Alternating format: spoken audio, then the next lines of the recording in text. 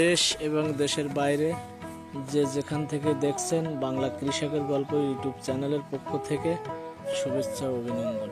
প্রিয় দর্শক, আজকে আপনাদের দেখাবো খামারি মুরগির গল্প। প্রাণী নয়, পণ্য ভাবা হচ্ছে মুরগিকে। খামারের গাদাগাদি খাঁচায় বন্দি কৃত্রিম খাবার ও ঔষধে মাত্র 40 দিনে জবাইযোগ্য করা হচ্ছে।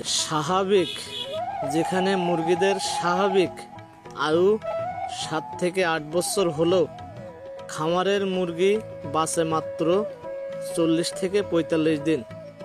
মুনাফার দৌড়ে হারিয়ে যাচ্ছে প্রাণীর কল্যাণ। সস্তায় মাংসের চাহিদা মুরগির জীবনে নামিছে অমানবিক যন্ত্রণা। হাঁটার শক্তি না থাকলেও জোর করে রাখা হয় জবাইয়ের আগ পর্যন্ত।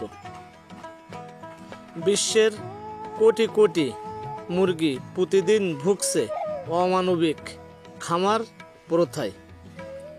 মাংস উৎপাদনের মেশিনে পরিণত হয়েছে তারা। প্রিয় দর্শক, আজকের ভিডিওটি আপনাদের যদি ভালো লেগে থাকে অবশ্যই লাইক, শেয়ার, কমেন্ট করবেন এবং ভিডিওটি বেশি বেশি শেয়ার করবেন। সবাই ভালো থাকবেন, সুস্থ থাকবেন। আল্লাহ হাফেজ। দেখা হবে অন্য কোনো ভিডিওতে।